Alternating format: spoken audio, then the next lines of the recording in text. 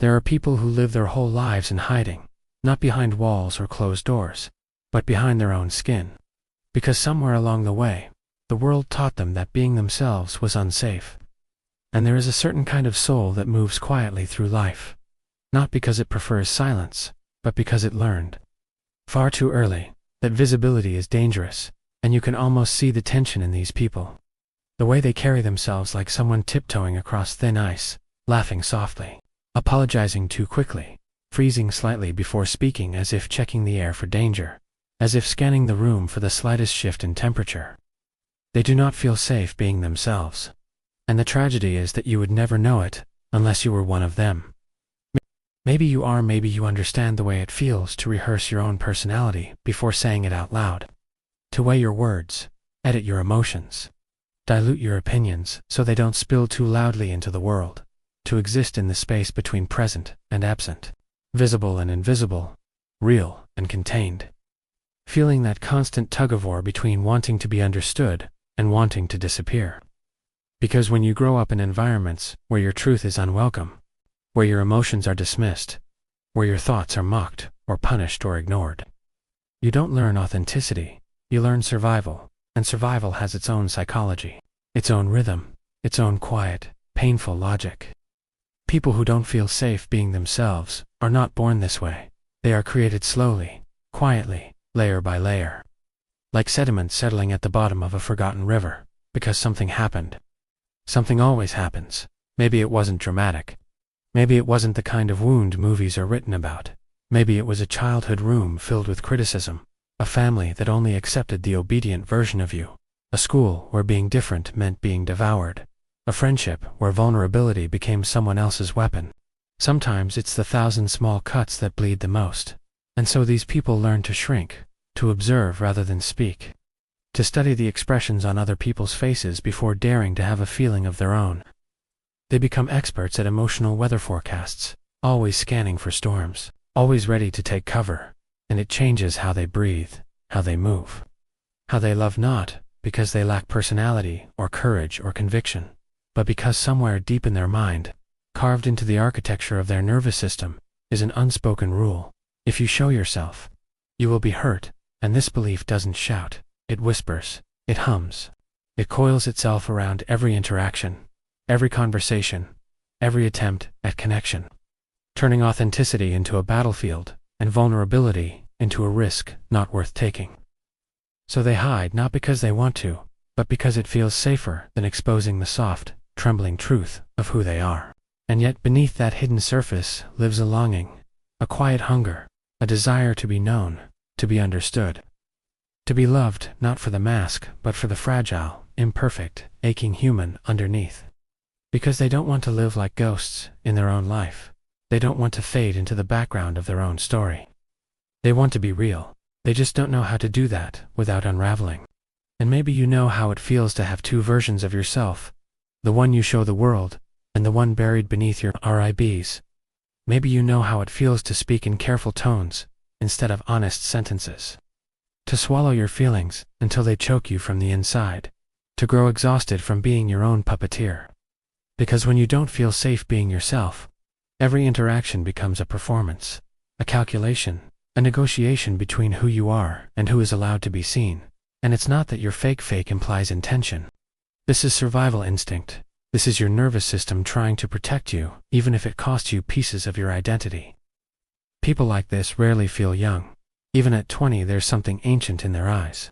Something that has carried too much, too early, too quietly. Emotional vigilance ages you. Pretending ages you. Fear ages you. Being a child who had to think like an adult ages you in ways that don't show on the face, but echo in the bones. And so they become people who feel old inside. Not because of time, but because of weight. The weight of unsaid words, swallowed emotions, abandoned dreams, the weight of their own absence, the ghost of a self they have never been allowed to become, and the ongoing ache of longing for a freedom they are terrified to touch. And here is the secret: people who don't feel safe being themselves are often the most sensitive, perceptive, emotionally intelligent people you will ever meet. Reading between lines, hearing the unspoken, sensing tension before it enters a room. Their hyper-awareness, not a flaw, but a skill they developed to survive but which now imprisons them. Because the same radar that protected them now chains them to vigilance.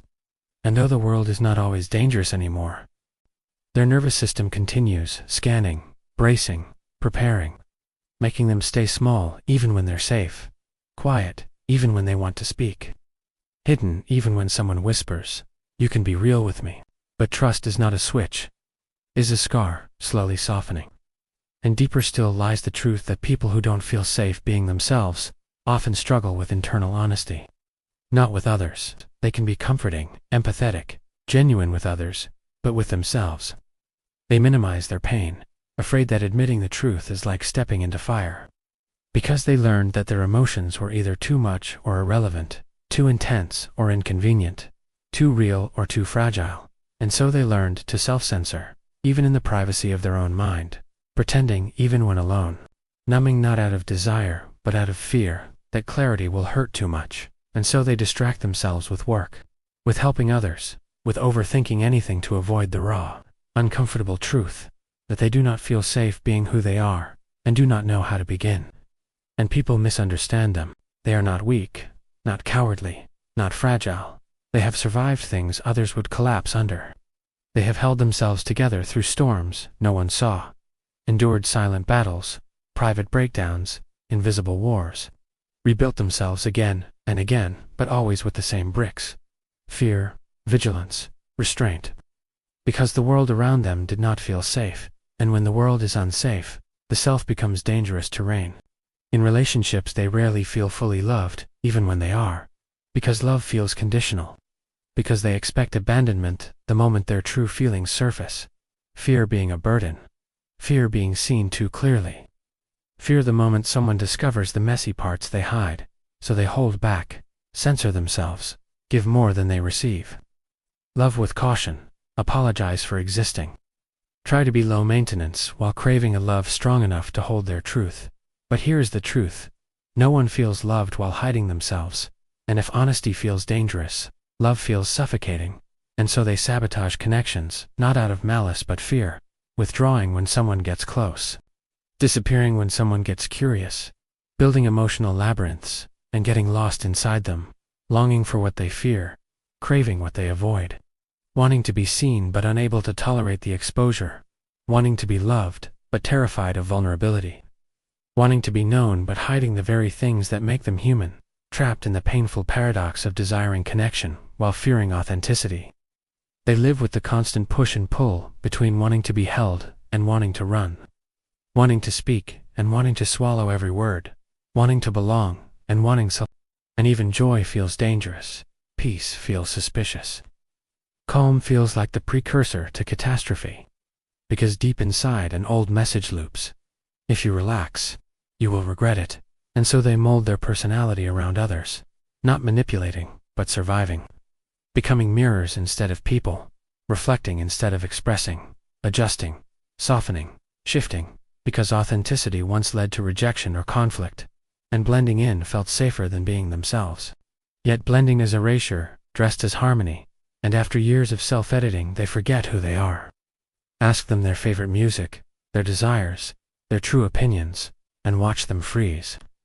Search inside themselves like someone rummaging through a dusty attic for a box long sealed, unsure of what belongs to them and what was borrowed to survive, because identity abandoned before it was understood becomes hard to reclaim. Childhood roots run deep. Children who are told their feelings are dramatic grow into adults who apologize for crying. Children mocked for their interests grow into adults who hide their passions. Children ignored become adults who believe their words are unwanted. Children walking on eggshells grow into adults walking quietly through life, mistaking silence for peace. And children never think something is wrong with the adults. They think something is wrong with me, and that belief becomes the foundation of the self. But underneath all the shrinking, the fear, the caution, is someone extraordinary full of depth. Sensitivity, emotional intelligence, creativity, tenderness, wisdom. None of these die, they simply hide and wait. Because people who don't feel safe being themselves are not empty, they are overflowing. Carrying oceans but speaking in raindrops, carrying galaxies but revealing only dimmed stars, and the world misses them, and they miss themselves too. And healing does not begin with be yourself, because that is useless to someone punished for authenticity. Healing begins with permission. Permission to feel, to have needs, to take up space, to say no, to speak without rehearsing, to disappoint others, to be awkward and real and imperfect, to exist without justification, because healing begins when the self learns the world does not end when truth is shown. At first it feels terrifying, the body tense, the mind resisting, old instincts screaming hide. But healing is not forcing confidence, it is slowly teaching the nervous system that authenticity is not a threat. And you don't become safe by pretending to be brave. You become safe by becoming honest. You start small, quietly, maybe alone, whispering the buried truth. I am afraid to be myself, because honesty is the first breath of freedom. And slowly you invite small pieces of yourself, back opinions, emotions, boundaries gently and consistently. Because healing is not loud, not a revolution, but a quiet rebellion against your own silence. And one day, without noticing when it happened, your voice feels less fragile, your thoughts less dangerous, your emotions less shameful, your presence less burdensome, your truth less sharp, yourself less frightening. You realize you can breathe without apologizing, exist without shrinking, speak without trembling, feel without hiding, love without disappearing, be seen without breaking. And slowly you meet the person you were always meant to be, beneath the fear. Because people who don't feel safe being themselves are not broken. They are wounded, and wounds can heal. Nervous systems can unlearn fear. Hearts can relearn trust. Souls can return home. And you are not the mask, not the silence, not the story fear wrote for you. You're the person waiting beneath all of it. The person you were before someone taught you that being yourself was dangerous. And the world needs that person. But more importantly, you need that person. Because life is too short to live as a shadow. Too short to bury your truth. Too short to remain unspoken. Too short to die inside a role you never asked to play. And one day, sooner than you think, you will realize you deserve to be real, whole, seen, safe in your own skin. And when that day comes, the world won't change, but you will, and that will be enough to begin again.